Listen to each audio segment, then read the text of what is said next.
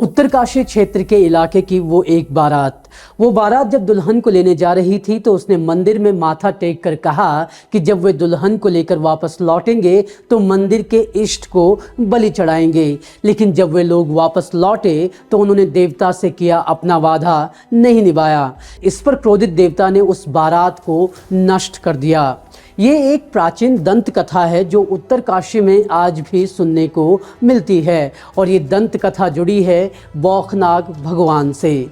वही बौखनाग भगवान जिनको सिलक्यारा टनल हादसे से जोड़कर देखा जा रहा है। हमने आपको शुरुआत में क्यों बारात की स्थानीय कथा सुनाई उसकी वजह भी आपको बताएंगे, लेकिन ये बाबा बौखनाग हैं कौन, आखिर क्यों सिलक्यारा टनल से रेस्क्यू में लगे एक्सपर्ट भी इनकी पूजा करने पहुंच गए, और साथ ही जानेंगे कि कैसे इस सिलक्यारा टनल हादसे ने एक बार फिर साबित कर दिया कि देवभूमि में देवताओं के आशीर्वाद के बिना कोई काम नहीं हो सकता। उत्तराखंड के मुख्यमंत्री पुष्कर सिंह धामी हो, चाहे international underground expert Arnold Dix या फिर टनल में फंसे मजदूरों के अपने, सभी लोग टनल के बाहर बनाए गए इस छोटे से मंदिर में माथा टेकने पहुंचे। बाबा बौखनाग के इस मंदिर में सबने माथा टेका और मजदूरों को सकुशल बाहर निकालने की प्रार्थना की। हम आपको आगे ये भी बताएंगे कि कैसे बाबा बौखनाग की भविष्यवाणी यहाँ पर सच साबित हुई। लेकिन सबसे पहले बाबा बौखनाग को जान लेते हैं। कई जगहों पर बाबा बौखनाग को बौखनाथ भी लिखा जा रहा है, हालांकि देवता का नाम बौखनाग ही है। और ये नाम इसलिए है क्योंकि बाबा बौखनाग वासुकी नाग के अवतार माने जाते हैं।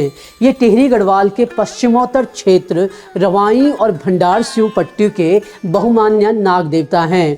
इनका प्रमुख स्थान कफनौल गांव में है।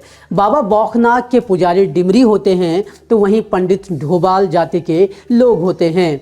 बाबा बौखनाग उत्तरकाशी क्षेत्र के लोगों के इष्ट और रक्षक देवता हैं। सिर्फ यही नहीं, इन्हें यहाँ के पहाड़ों और प्रकृति का रक्षक भी माना जाता है। यहाँ हर 2 साल में एक मेले का आयोजन किया जाता है जिसमें सिलक्यारा समेत 22 गांव शामिल होते हैं और अपनी मन्नतें देवता के सामने रखते हैं।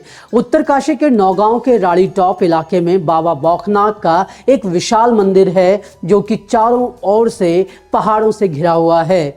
मान्यता है कि भगवान श्री कृष्ण टिहरी जनपद के सेम मुखेम से पहले यहाँ पहुँचे थे, इसलिए एक वर्ष सेम मुखेम और दूसरे वर्ष बौखनाग में भव्य मेले का आयोजन किया जाता है। इस दौरान बौखनाग में रात भर जागरों का दौर चलता है। राड़ी कफनौल मोटर मार्ग के निकट 10,000 फीट की ऊंचाई पर स्थित है बौखनाग का भव्य मंदिर। यहाँ मेले में निसंतान दंपतियों और नवविवाहितों द्वारा नंगे पैर सम्मिलित होने की प्रथा है। कहते हैं कि ऐसा करने से बाबा बौखनाग उनकी मनोकामनाएं पूरी करते हैं। उत्तरकाशी के दसगी, बनगांव समेत 22 गांवों के ये भूमियाल हैं। बता दें कि यहाँ वासुकी नाग को बौखनाग के तौर पर पूजा जाता है। वासुकी को भगवान शिव का प्रिय सेवक माना जाता है। पुराणों के अनुसार वासुकी शेषनाग के भाई हैं। शिव जी के गले में आप जिस नाग को देखते हैं वो भी वासुकी ही हैं।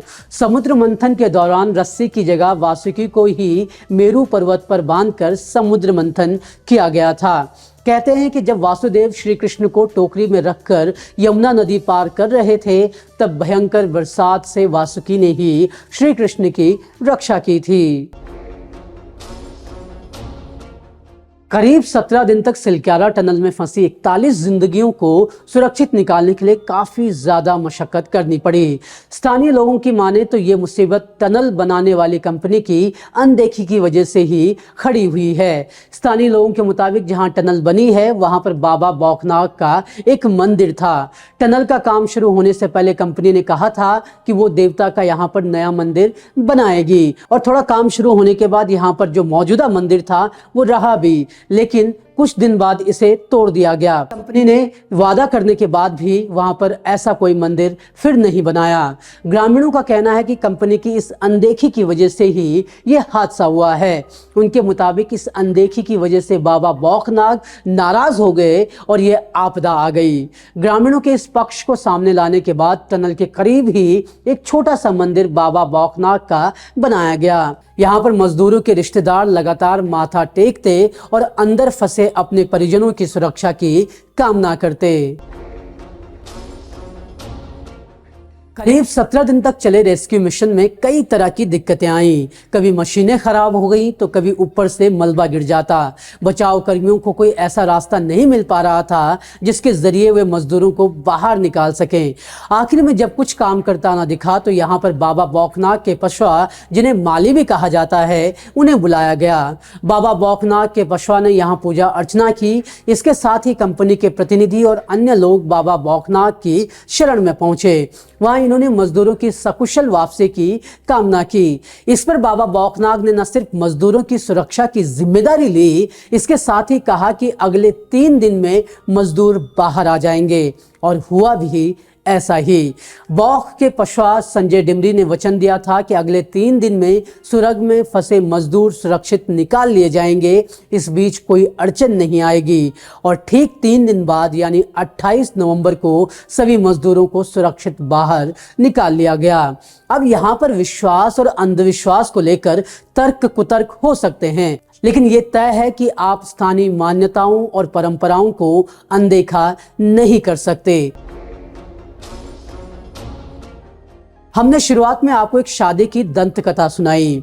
ये कथा कितनी सच है या कितनी झूठी, इसका कोई प्रमाण मिलना मुश्किल है, लेकिन जो ये कथा समझाना चाहती है वो जरूर साफ है। उत्तराखंड को देवताओं की भूमि कहने की एक वजह ये देवता ही हैं। पहाड़ में आज भी जब लोग कोई नया काम करते हैं तो सबसे पहले अपने इष्ट का सुमिरन करते हैं। यहाँ तक कि जब लोग परदेश से अपने घर देश जाते हैं, कहीं सफ़र शुरू करते हैं या फिर कोई शादी विवाह भी होता है तो रास्ते में पड़ने वाले देवताओं को ज़रूर याद किया जाता है।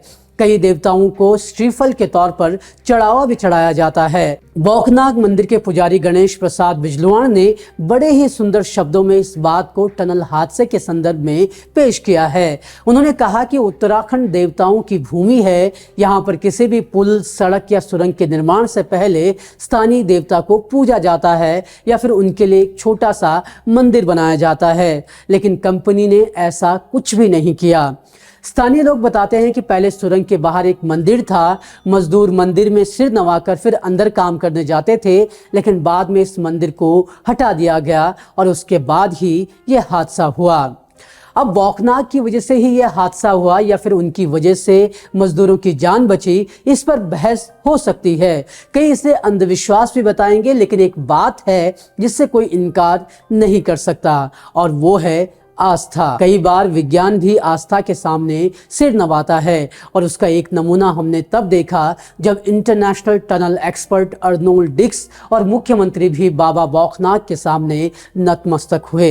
जरूरी नहीं है कि इनके नतमस्तक होने से ही काम हो गया, लेकिन किसी देवता की उपस्थिति एक सकारात्मक ऊर्जा जरूर फैलाती है और उससे लोग सकारात्मक दिशा में काम करते हैं। देवताओं का साथ होना एक ऐसे सहयोगी का साथ होने जैसा है जो दिखता तो नहीं है, लेकिन आपके जहन में सकारात्मक ऊर्जा जरूर तैयार करता है।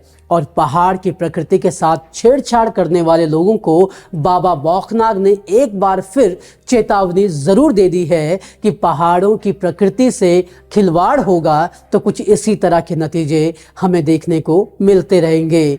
और इन नतीजों से अगर बचना है तो सरकार को प्रकृति के मुताबिक काम करना होगा, क्योंकि हर जगह और हर बार देवभूमि के देवता रक्षा करने नहीं पहुंचेंगे। वो नहीं पहुंचेंगे क्योंकि जिस प्रकृति की रक्षा वो करते हैं उसी के सीने में अगर छेद किया जाएगा तो इनका नाराज होना लाजमी है। सिलग्याला टनल हादसा सरकारों के लिए भी एक सबक है कि पहाड़ के मुताबिक निर्माण होगा तो इंसानों के साथ देवता भी खुश होंगे। और जब देवभूमि की बात चल पड़ी है तो गोलजू देवता को कौन भूल सकता है। उत्तराखंड के सुप्रीम कोर्ट कहे जाने वाले गोलजू देवता के बारे में हर एक डिटेल हम आपको दे रहे हैं इस रिपोर्ट में, और इस रिपोर्ट को देखने के बाद आप एक बार फिर कह उठेंगे कि सचमुच उत्तराखंड देवभूमि है। जरूर देखिएगा, और इसके साथ ही अगर आपको हमारा काम पसंद आए तो लाइक, शेयर और सब्सक्राइब करना मत भूलिएगा। शुक्रिया।